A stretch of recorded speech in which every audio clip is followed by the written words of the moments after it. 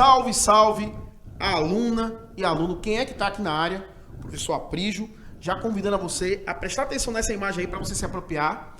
Vou pedir para o meu estimado amigo Júnior abrir. Isso, Júnior, segura aí. A gente vai falar hoje sobre transgênico.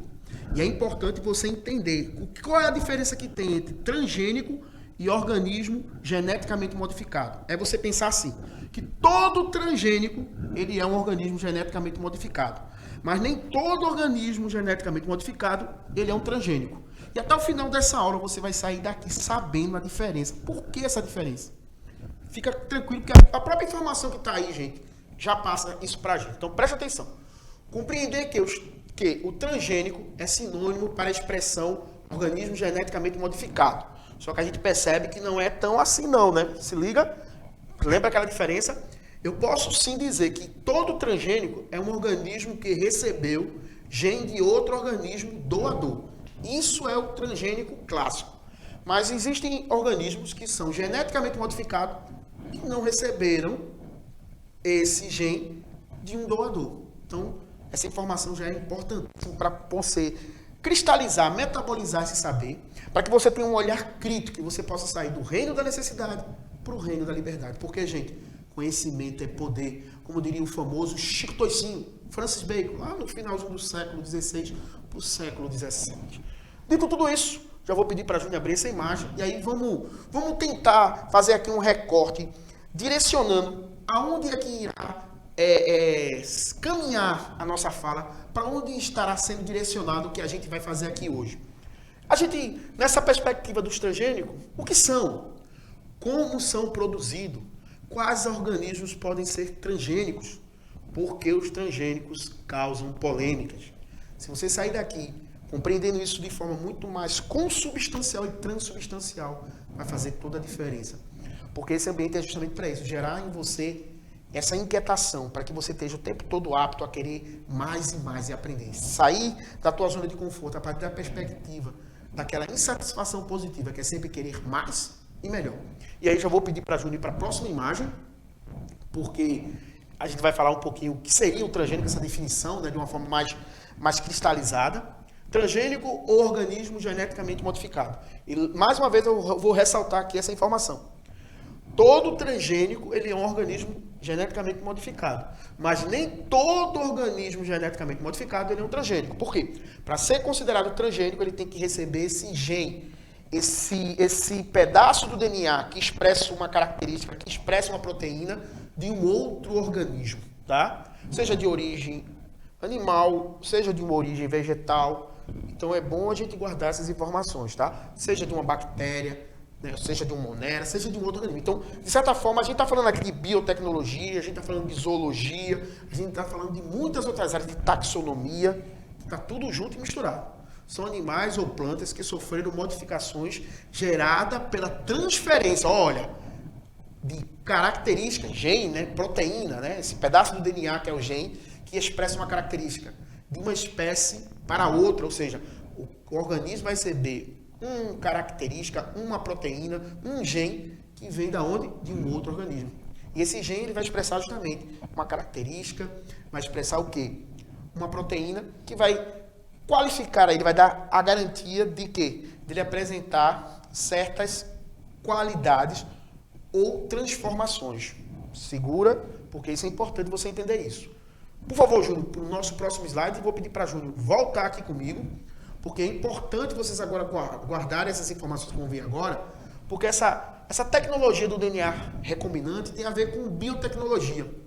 Tem a ver como você vai compreender que essa ideia de eu tirar o gene de um organismo e colocar em outro organismo para promover um benefício. No caso aqui, eu poderia aqui invocar que isso aqui tem tudo a ver com a ciência médica e a ciência farmacêutica.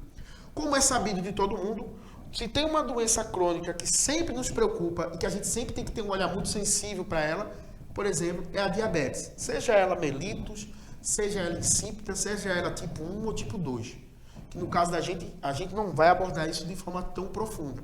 Mas o que eu quero chamar a atenção para vocês. Pensou em diabetes, não tem como a gente não pensar, por exemplo, em insulina. Que é lá aquela proteína, né, que é esse hormônio que tem a função de fazer com que as células estejam aptas a absorver o açúcar do organismo. Quem não tem isso de forma satisfatória vai ter problemas que todo mundo aqui, mais ou menos, até usando o senso comum, já sabe que vai estar atrelado a esse problema. Então eu posso chamar a atenção de vocês, por exemplo, dessa bactéria aí, a bactéria chamada Escherichia coli, tá? Algumas pessoas liam isso aí como Escherichia coli, mas como está em latim, a gente chama Escherichia coli, tá? Então, essa bactéria, gente, o que é que ela tem? Ela tem uma grande versatilidade na sua produção, né? De se reproduzir por divisão binária. Então, o que é que os cientistas fizeram?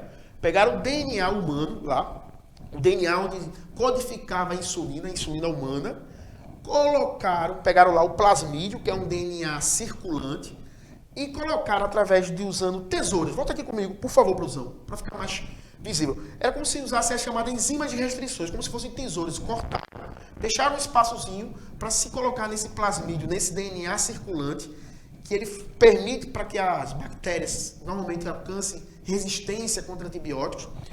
Esse é um DNA extremamente versátil, né, para adaptação da bactéria.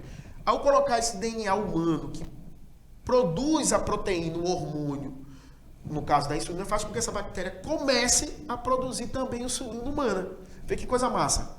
Então a indústria farmacêutica fez isso lá no meados do final da década de 70 para 80. E isso é algo que é muito massa dentro da perspectiva da gente olhar essa ciência médica, essa ciência farmacêutica. Ou seja, você produzir insulina humana a partir de um transgênico, a partir desse DNA recombinante. E aí, gente, é feito toda aquela purificação, toda aquela coisa toda, e está apto para ser usado insulina humana produzida por bactéria a partir dessa percepção que a gente consegue ver nitidamente do transgênico. Ou seja, um organismo recebeu o DNA de um outro organismo. Ou melhor, recebeu o gene de um outro organismo, que é aquele pedacinho do DNA que expressa uma característica, que expressa uma proteína, que no caso aí o hormônio da insulina. E quando essa bactéria ela vai se reproduzindo, essas bactérias que sofreram esse processo de recombinação, elas começam justamente a produzir. E lembre-se, as bactérias aqui, mais uma vez ao encontro da matemática, crescem por um crescimento chamado de uma PG, né? Crescimento progressivo e exponencial. Então, fica essas informações. Então, o primeiro transgênico foi a bactéria Escherichia coli, que sofreu edição de genes humanos para a produção de insulina na década de 1980. Que informação valiosíssima. Veja como esse saber tem a ver com história, tem a ver com a história da ciência, tem a ver com qualidade de vida, tem a ver com ciências que são tão importantes para a saúde humana, ciência farmacêutica, ciência médica. Então, são informações que são muito, muito relevantes. E aí, próximo slide aí, por favor, Ju. Abre essa imagem aí logo, para a gente não perder tempo. Alimentos produzidos com ingredientes transgênicos. Você vai ficar assim, tudo isso é prígio. Tudo isso sim, mostrei no meu coração. Ó, óleo de cozinha, farinha de milho, fubá, margarina. Tô aqui pulando, viu, gente, para ser mais rápido. Iogurte, queijo, biscoito. Talvez muitos de vocês nem sabiam disso. Macarrão. Volta aqui comigo. Talvez muitos de vocês não sabiam disso. Existe uma legislação, gente, muito específica com relação à rotulação de embalagens, nas embalagens, para justamente indicar para a pessoa, quando consumir esses produtos, saber que tem lá, possivelmente, o uso de transgênicos. É uma legislação que deve ser muito rigorosa. Claro que no Brasil ainda há muitas falhas que precisam ser muito mais fiscalizadas. Mas já fica essa dica. Quando tu comprar um produto, dá uma olhadinha lá. Talvez esteja lá sinalizando se tem nele transgênicos, né? Então, fica essa dica até para que você saia justamente desse reino da necessidade para o reino da liberdade. E aí, já vou pedir para a produção ir para o nosso próximo slide, para a gente justamente ganhar tempo. E aí, baseado na temática do que a gente já falou, os desafios, né, dos transgênicos. Porque quando eu penso aqui, gente, presta atenção aqui, ó, plantações geneticamente modificadas no Brasil. Todo mundo sabe que o problema da alimentação para atender a necessidade mundial salta aos nossos olhos, é clara. Ninguém aqui duvida que precisamos de alimentos para sustentar essa população de quase 8 bilhões de habitantes no mundo. A gente sabe que o problema da fome, que o problema da segurança nutricional é latente, é sabido de todos. Então, os transgênicos, com certeza, é uma possibilidade de ter alimentos de ter produções de monocultura e de várias culturas de uma forma muito mais do que resistente a possíveis pragas, resistente até a agentes químicos como os agrotóxicos. Mas, claro, que tem que se ter muitos estudos, claro que tem que ter muita transparência no que está sendo feito. Porque se a população não se sente confortável para consumir esses produtos, vai se causar o quê? Um desafio que está muito atrelado à ideia do preconceito. E quando há o preconceito, caminha para você ter uma olhada de discriminação com relação à qualidade desses produtos. E hoje a gente sabe que dentro da perspectiva da ciência, há um controle muito rigoroso com relação a esses produtos. Até porque isso não surgiu ontem, não surgiu há alguns dias. Isso é um estudo que já tem the long time ago. Muito, mas muito tempo mesmo. E aí, só para vocês terem uma ideia de números, mais uma vez entrando na seara da matemática, a soja, 32,7 milhões de hectares, né? Só para vocês terem, isso são levantamentos de 2016 e 2017, tá? Para ficar bem claro aí o recorte. Milho, no verão e no inverno, no verão, 5,3 milhões de hectares, 10,4 milhões de hectares. O algodão, 0,76 milhões de hectares. Isso, só para vocês terem em termos de corresponde o quê? Se você pegar aí, 96,5% quando eu falo da soja, quando eu falo já do milho, tanto no verão quanto no inverno, passa aí dos 80%, e quando eu penso no algodão, 78%. Então, são números que vocês percebem nitidamente como os transgênicos impactam a nossa história, como os transgênicos impactam a nossa vida. E mais uma vez, entra questões aí, gente, que tem a ver com economia, tem a ver com sociedade, tem a ver com políticas públicas, tem a ver com legislação e esclarecimento para as pessoas entenderem o que elas estão consumindo. As pessoas têm que ter consciência disso. Isso só se faz com educação. Isso só se faz com o quê? Conhecimento. Então, não abre mão disso aqui.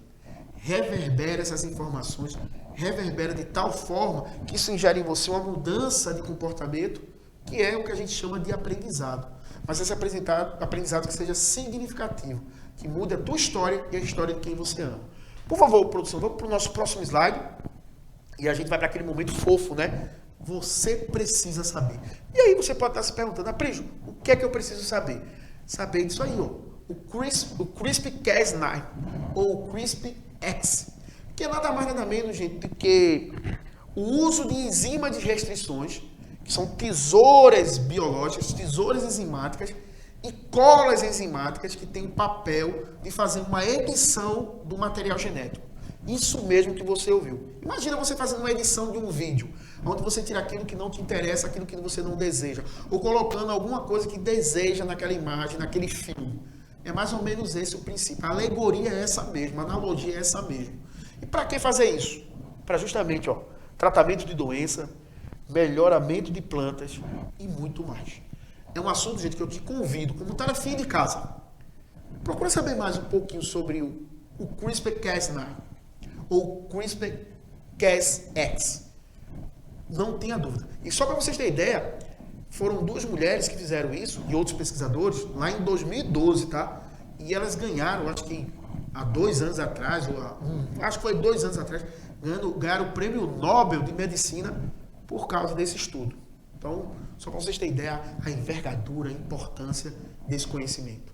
Então, mais uma vez, eu não encontro lá de Chico Toicinho, Francis Bacon. Conhecimento é poder. Júlio, por favor, nossa próxima slide aí, que é nas nossas referências, abre isso aí. Abre a próxima imagem e volta aqui comigo, por favor. Vou pedir já para abrir a próxima imagem, que é aquele momento que a gente faz aquela despedida fofinha, cuticute, meiguinha.